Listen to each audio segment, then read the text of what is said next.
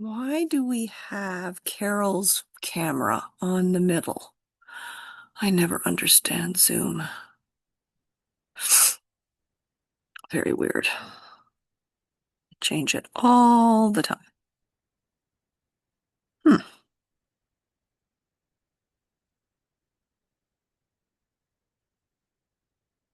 Make me the host. Spotlight for everyone. Oh well, who cares? Okay.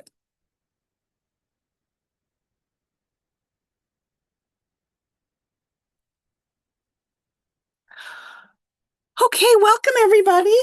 I was hoping you could see the lake, but it's a little low. It's kind of cloudy and yucky here today, but that's okay. Welcome, welcome, welcome. Can everybody hear me, see me? Maybe just put a thumbs up. Thank you, Shireen. So nice to see you. Okay. So I wanted to talk about a couple things and then Carol Flynn will start video later. Carol, I have no idea why you've become the host. Aren't you special? Aren't you magic? You've taken over. Anyway, so let's talk about a few things. Let's talk about insomnia. For those of you that are in the group, you know that I talk about two different things all the time. Why do I talk about those two things? Because those are the two things that we have to work on every day to cure insomnia for good. How do I know this? Because I suffered for 35 years with chronic insomnia and I tried everything. And it wasn't until I started to see a doctor who taught me about our sleep-wake cycle, about light, about our circadian biology. And since I've gone back to school and am studying mitochondria medicine, I now understand why so many people have insomnia and why drugs don't work. Maybe it helps for a couple of months, then you either get addicted, you get side effects, whatever. You try CBT. CBT, it can be very helpful, but it doesn't get to the root cause. And so many of my clients will say, I did CBT. I slept for a little bit and then I went back to not sleeping. Exactly. Because you didn't address the root cause. So, I tried everything, hypnosis, hormone treatments, med, supplements, woo-woo stuff, staying up all night. Oh, you're supposed to go to bed at the same time and wake up at the same time every day. No, that's not how our circadian biology works. We have different seasons.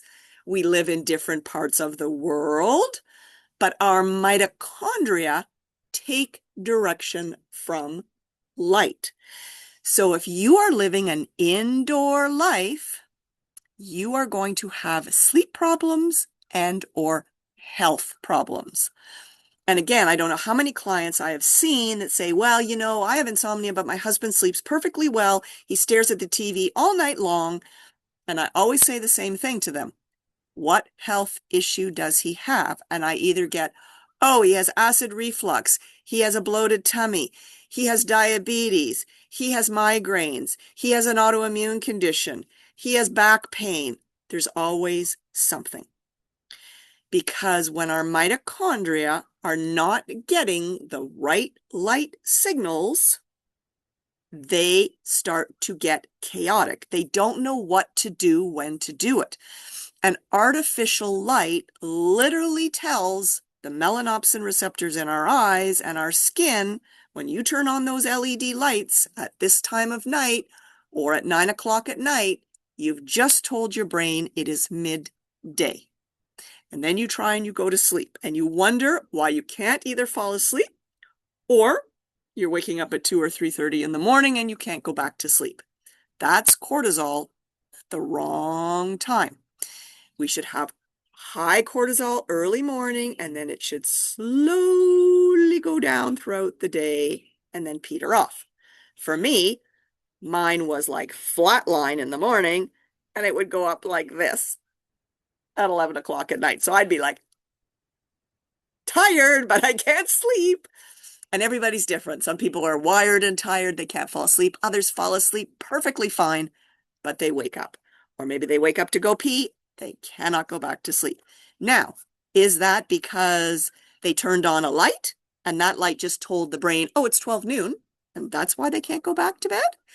Or is it because they've got cortisol starting way too early, like at 2 a.m. in the morning, because they're surrounding themselves with artificial light and their light environment, their timing, their sleep-wake cycle is so out of whack?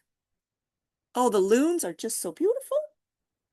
So the other part I think is truly important. Not everybody has to work on it, but what I have learned is that people that haven't slept in a while have also a dysregulated nervous system. And I don't know about you, but COVID, I think, dysregulated everybody. Whether you were aware of it or not, it was a very scary time to be alive. And our nervous systems got very active. We were afraid to go out. We were watching TV. We were staying home under the lights on our devices. And insomnia skyrocketed for those two reasons: nervous system dysregulation and being under artificial lights like all the time, not getting enough outdoor time. I mean, in the beginning of COVID, you remember, we weren't even supposed to go outside. You couldn't even like talk to someone 6 feet away. It was like too dangerous. So I feel that doing nervous system work can only help, right? It's not going to make it worse. If anything, it's going to give you some tools in your little tool belt that when some stress hits you, you've got some exercises that you've been practicing, hopefully throughout the day, because we cannot just practice nervous system exercises before bed. We have to teach the body how to feel safe. And we do that by our light environment syncing at the right time, which I talk about in my 7-day sleep reset and in my book, because so many people will come to me and say, yeah, I did the light thing. And I'll say, well, what did you do? Well, I went outside for 10 minutes. And I was like, no. Or on the other hand, someone may say, well, I work outside all day long. I'm a gardener. And I'm like, well, that's great. What a great job. But what did they do? They woke up at 6 o'clock and they looked at their phone. They went into the bathroom to have a shower and they flicked on all the lights. So sure, they're outside, but they totally have a dysregulated circadian rhythm because of what they did first thing. Or, I have a guy that, he's in a band at night. Lots of strobe lights, So, and then again, someone will say to me, oh, I did those blue blocking things. Like, they don't work. Well, one, did you use them properly? Did you buy the right ones? Are you wearing them during the day because you're on a computer or under LED lights? Are you wearing the right ones after sunset? Are you wearing the right ones before bed? I don't know how many people I've talked to. They buy cheap ones off Amazon, and I'm sorry, you get what you pay for. When you need prescription glasses, you go to an optometrist, you get a prescription, and you buy good quality glasses. It's the same with blue blocking glasses. If you are not going to buy proper ones, they may not block blue light and green light. So you're going to have issues. So those are the two things that I like to work with people when they come to me and say, this insomnia thing is it's just flattening me. I've tried everything.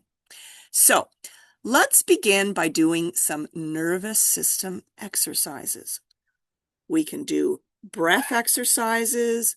We can do somatics. We can do nervous system exercises. So let's just start. And we did this last week, but I love to start with this. I want you to just orient.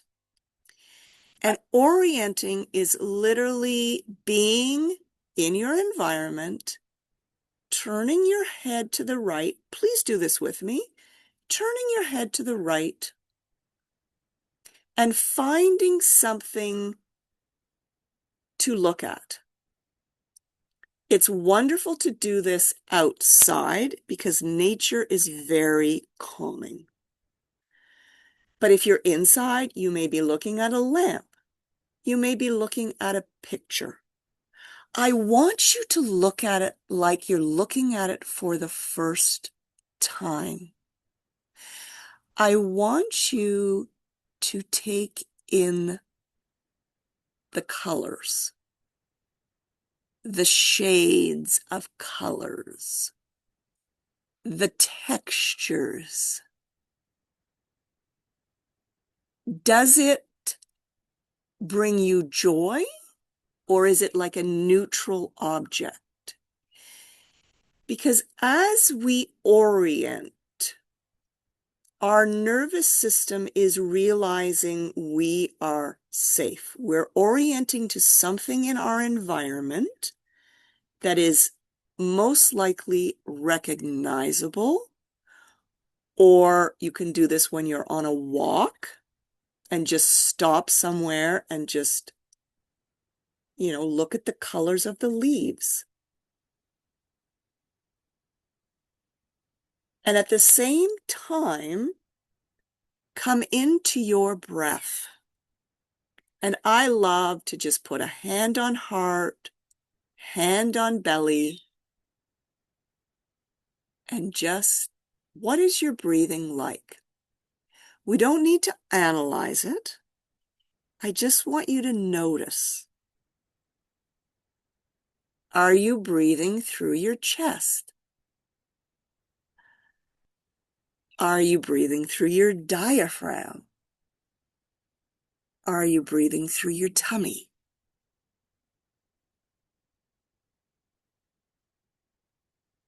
And once you realize where your breath is, I'd love you to do what we call heart math breath work. So Heart Math is a company that has done so much research about connecting the brain to the heart.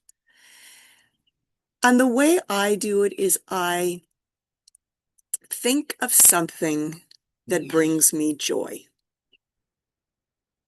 It could be something in your present life, a spouse, a parent, a pet, a friend, a TV show. If you can't think of anything, I'd like you to imagine something that would bring you joy. Maybe a cup of hot chocolate on a snowy day, or sitting by a pool on a warm day. Something that just, you kind of go, oh, that would be so nice, or that feels so nice. And bring that into your heart. Bring a gentle smile to your face.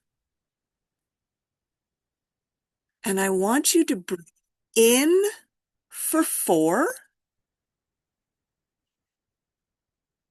and out for 4.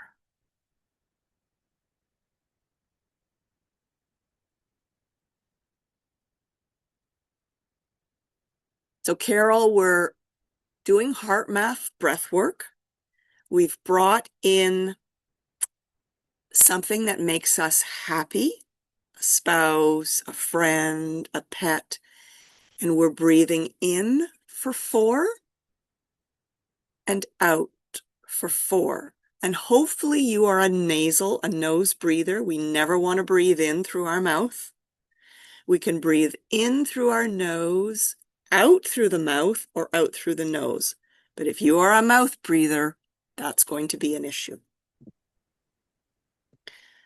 And if 4 is not long enough, like I usually do 5 in, 5 out. So I'm just going to let you do that for a few minutes of in and out. Gentle smile, because when we smile, we're telling our nervous system we are safe, right? We're not going to be smiling if a tiger is chasing us. And if you want to orient at the same time as your breath, you can. If that's too much, just come back to the breath.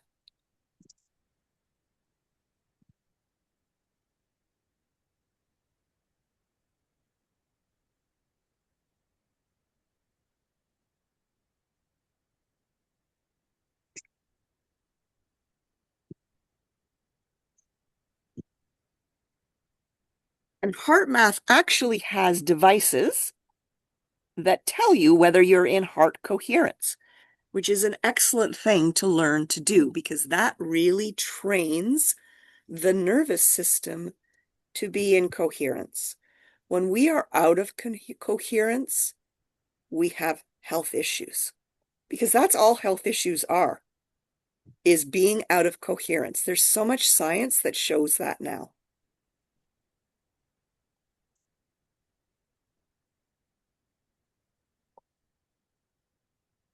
And if you want to share, you can share. Are you breathing through your diaphragm? Or are you a chest breather? This is really good to just stop throughout your day. Maybe when you go pee, maybe when you're at a stoplight, to just stop. How am I breathing? Is my breath easy, for in, or out? Am I holding my breath? I used to hold my breath all the time. And I never knew that until I started practicing breath work.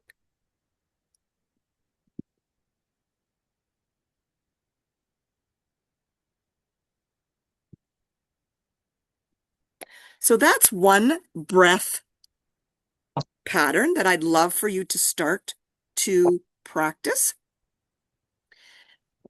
Another one is, this is really good if you suffer from anxiety. It is called the physiological sigh.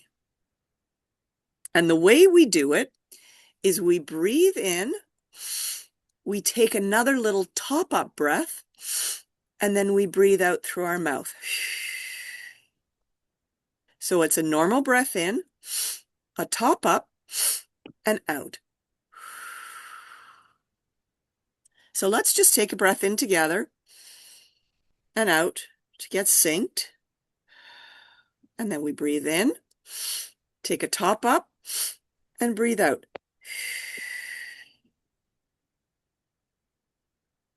Breathe in, top up, and out. Breathe in, top up, and out. Breathe in, top up, and out. It's called the physiological sigh. And what I always say when I'm working with people is find a breath work that you like to do. So if you don't like this physiological sigh, don't do it. If you don't like the heart math, don't do it. Try maybe box breath.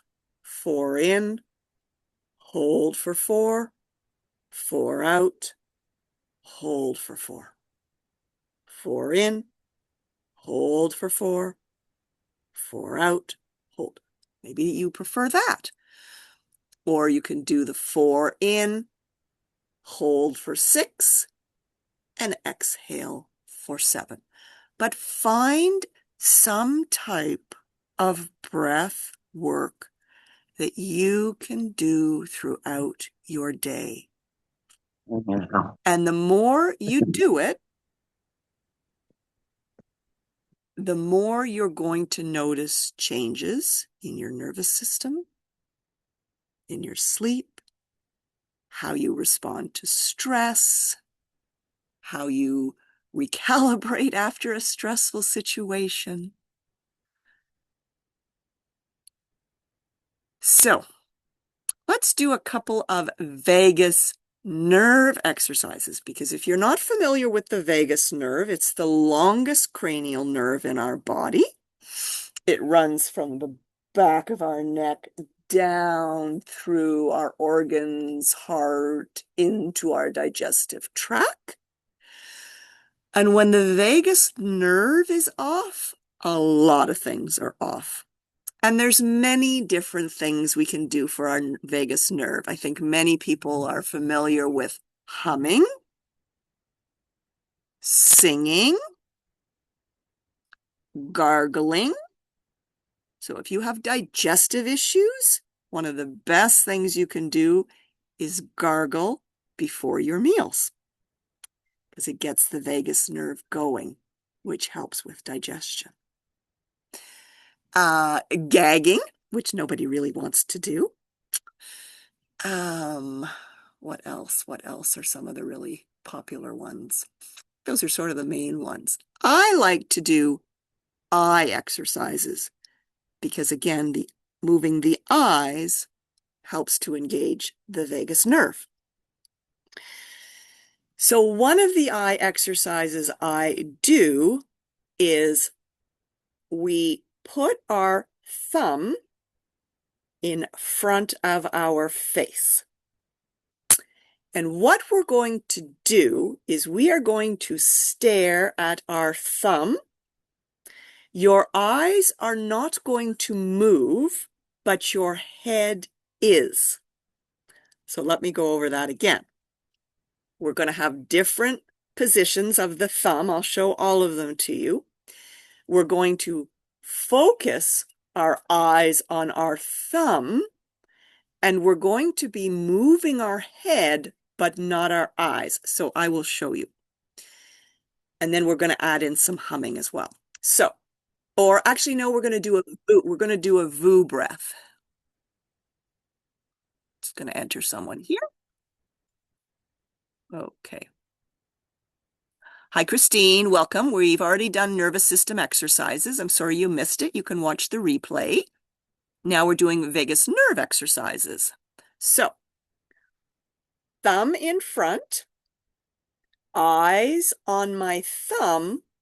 I am now going to very gently and slowly, hopefully you can see me, move my head, but not my eyes. I'm going to move my head to the right and then to the left. But you see, my eyes are not moving. My eyes stay on my thumb. And we move the head slowly from side to side. And at the same time of doing this, we're going to do a VOO breath. And a VOO breath is similar to humming. You can feel the vibration here in your vagus nerve.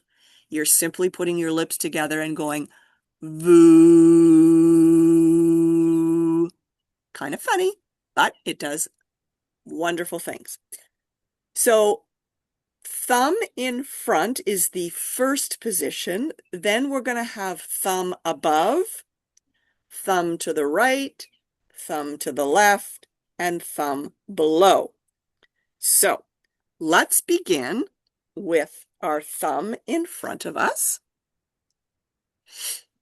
And we are going to focus our eyes on our thumb, and we're going to move our head gently to the right, but don't move your eyes, and only move as far to the right as it is comfortable. We don't want to go so far that like the eyes hurt, right? Because you're trying to stay on the thumb. We just want a slight stretch of the eye as we move our head back and forth and say boo.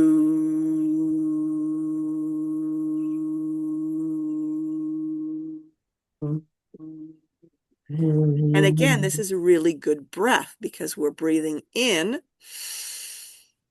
and out.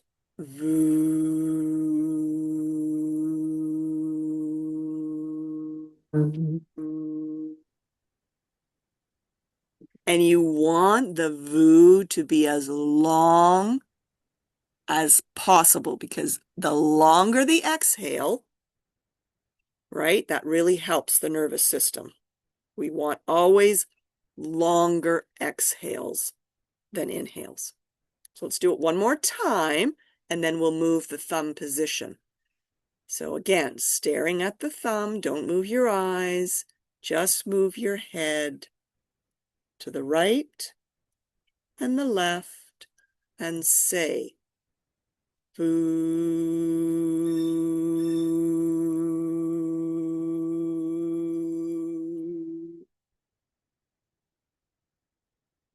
Okay. The next position is off to the right. And again, you're going to have to move your head a little bit, but not too much. You sort of still want your head facing forward. You're going to keep your eyes on your thumb, and you're going to move your head to the right and the left. And you're going to voo. Voo.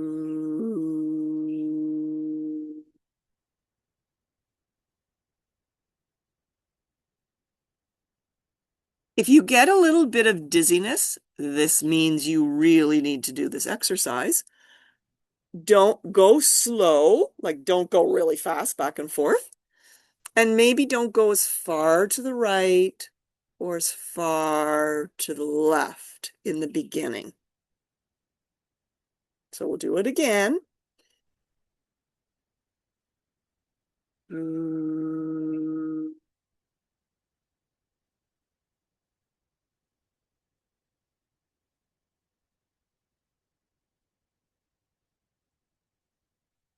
And you can use opposite hands. I like to use my non-dominant hand because that really helps the brain. Because so often we always use our dominant hand all the time, right? So the next position, so we were in the middle, we were off to the right. Now we're going to go off to the left. So you probably can't see, like my thumb is over to the left. And same thing, we're going to breathe in, eyes focused on the thumb. Simply move the head to the right and the left. Breathe in. Voo.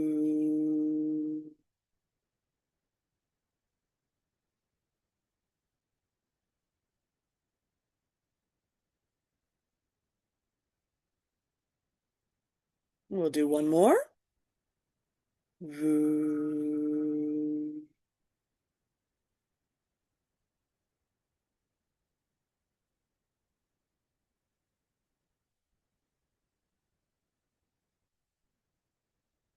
You can take breaks in between if you want. Totally up to you. The next position is we were in the middle to begin with, so just slightly above, sort of like top of your head position. Breathe in. Voo.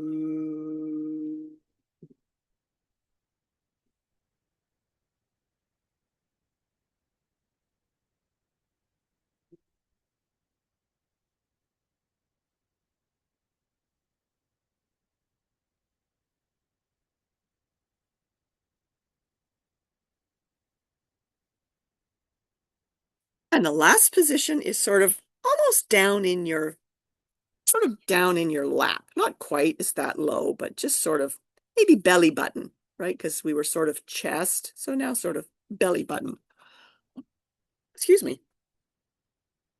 So get into position, eyes on the thumb, breath in, simply just move your head. Remember, don't move your eyes, just move your head. Boo.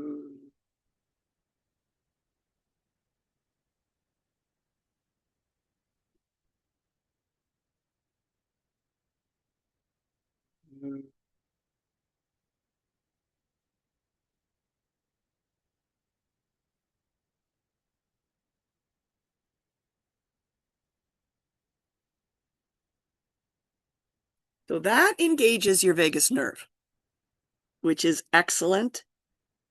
You've got sleeping issues, any health issues at all, because usually the vagus nerve is involved. Now, the last exercise I want to leave you with today is one that I started, oh boy, a long time ago. And when I first started it, I could not, this is going to elicit a yawn. Because we want to elicit yawns because that gets us into parasympathetic.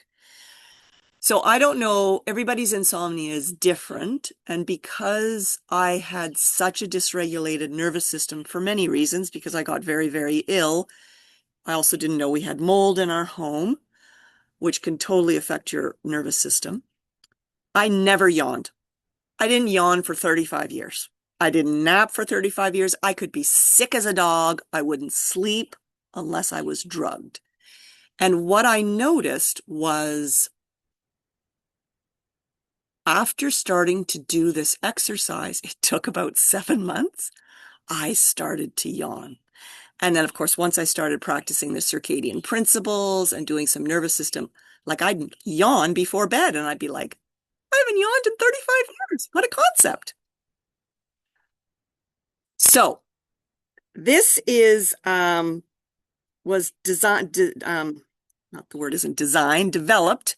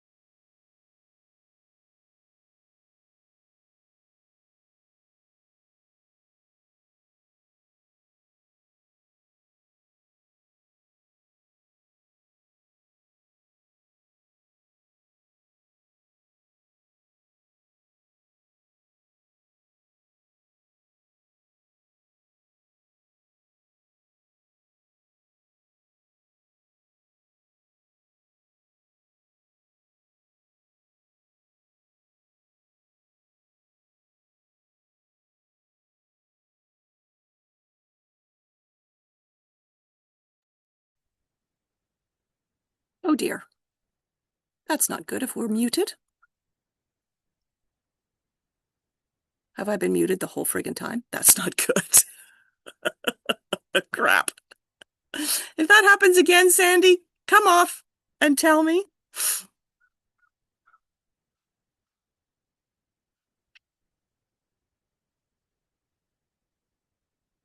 Oh well, we may have to do this again next week and tape it.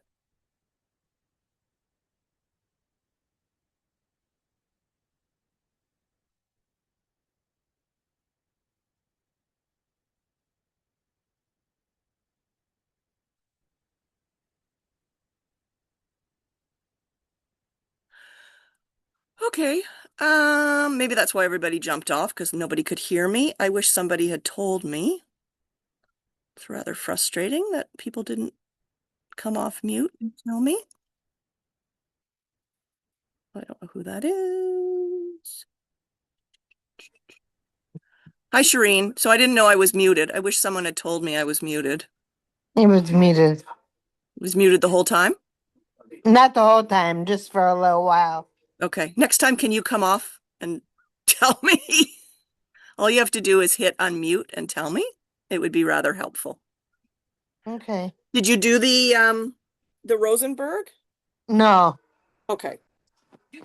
So what you do is you put your hands behind your head. Your head stays straight this time. And you're going to move your eyes off to the right and look up. So keep your head straight and just move your eyes to the right and silently count to 60. And you want to either yawn or sigh. I'm going to mute you because of the background. If you don't yawn or sigh, it's not uncommon. If you do yawn or sigh, that's great. The exercise is done. And then you'll do the exact same thing, but you'll look off to the left.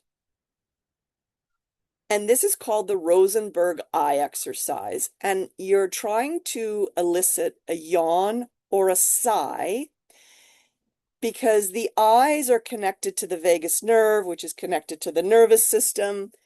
And by doing this eye exercise, it engages the parasympathetic, so the rest, digest, calm. And what people who have a dysregulated nervous system notice that by doing this exercise, sometimes they cannot elicit a yawn or a sigh. It took me 6 months of doing this exercise twice a day to elicit a yawn. And just remember with this one, we don't move our head. The other one, the thumb, we were moving our head. But this one, our head stays straight and only our eyes move off to the right for a count of 30 or 60. And then you come back to center and then head straight, eyes off to the left. And I would practice that twice a day. I'd actually do it when I woke up in the morning and before I went to bed. And as I said, it was very frustrating in the beginning because I couldn't yawn and I didn't even sigh. I was just like, nothing's happening, nothing's happening. And then all of a sudden, it started happening. And I noticed that it really started happening the more nervous system exercises I did, the more circadian principles I practiced. Yeah, it really did change. So, does anybody have any questions before I say goodbye? Okay. Thank you for joining. Hope this was helpful. I'll probably continue to do them throughout the summer, and we'll just do all different types, different ones. If you like this, I mean, I was running a class every week. I don't know if I'm going to continue that this summer. I figure people are just so busy in the summer. It was quite popular. I kept it small to 6 people, and we did literally an hour of nervous system and vagus nerve exercises, and everybody loved it. How do you build a solar callus? Good question. You build a solar callus by getting out at sunrise, staying out through UVA rise through to UVB. And as you start to do that, you should start to do that in April, May, as the seasons change. And if you do that consistently, you then build up a solar callus so that in the middle of the summer, you can be out and not burn. And how that happens is so I'm not anymore, but I was very fair haired. I had very, very blonde hair, blue eyes. I would, when I was younger, I would burn. And as soon as I started following circadian principles and my circadian rhythms were on point, and I would stay out longer and longer, one, because I wanted to build up my vitamin D because it was so low. And I was taking 50,000 units, 10,000 units, and it was not budging. And so when I was working with Dr. Hoffman and following Jack Kruse, they said, you need a really, really deep tan. And I thought, well, how am I going to do this? And what did they say? Build a solar callus so you don't burn. Last summer, I was out 9 hours a day, 10 hours a day in the sun. I did not burn. I just had a very deep brown tan. And that's how I did it. I built up a solar callus. I started in the spring the year before, and I would just spend more and more time outside, especially at UVA and between UVA and the very first hour of UVB, because UVB is when we make vitamin D and usually when we really start to tan as the sun is stronger in UVB light and throughout the summer. And then maybe I would go in right in the middle of the day because it was just the sun was so intense, or I would stay outside and in the shade because you are still then soaking up UVA light, which can build your solar callus as well. So I would do that. And then last summer, I just was like, I'm just going to stay outside. I'm just outside all day long. And I did not burn at all. And I was just like, oh my God, they're right. I always like to try and prove people wrong. Like, really? And look at Jack Kruse. Sandy, do you follow Jack Kruse? I mean, he's got the red hair, the blue eyes, and he's always a bit pink, but because he's in El Salvador, the sun is friggin' hot and strong, but he's outside all day long, like all day long, and he doesn't burn. And as he said, him, he's an F bomber. Um, he's like, when I was a kid, I used to friggin' burn all the time. And now he doesn't burn because he has, circuit. And it's interesting because, years and years and years ago, farmers, they were out all day long. They were up with the sun, went to bed with the sun. They were out all day long. Like I'm talking your great great grandfather or great great great grandfather, the farmers, they didn't burn. They didn't get skin cancer. They didn't wear sunglasses. They didn't wear sunscreen. There was no such thing as sunscreen 100 years ago. Nobody wore it. But people weren't living under artificial light. People weren't wearing sunglasses. Sunglasses, you're going to burn really fast because you're blocking your melanopsin receptors that tell your skin when to start having that, that pink hue that you go, oh, okay, I need to go into the shade. Now, I'm not telling you to all of a sudden start in mid-July and just be like this for 6 hours. No, that's not how you build a solar callus. That's how you burn. That's how you get skin cancer. But if you slowly, sunrise, UVA rise, UVB for like an hour or more, and then just add on 15 minutes, 15 minutes, 15 minutes, 15 minutes, you will build a solar callus and you will not. It can. It depends on your skin type. If you're very, very fair, it might take you 2 years. Um, but I have some clients that have done it, that one summer, and the next summer they're perfectly fine to be out. No problem at all. But I always say, pay attention. We don't want anyone to burn. We don't, we want to have safe sun exposure because the sun is healthy. It is just such a fallacy, such a lie that the sun is unhealthy. It is not. It makes everything grow, keeps everything alive. So, yeah, good question. Thank you so much. Anything else? Nope. Okay. See you later. See you next time. Shireen, have a good trip. You're welcome. Bye.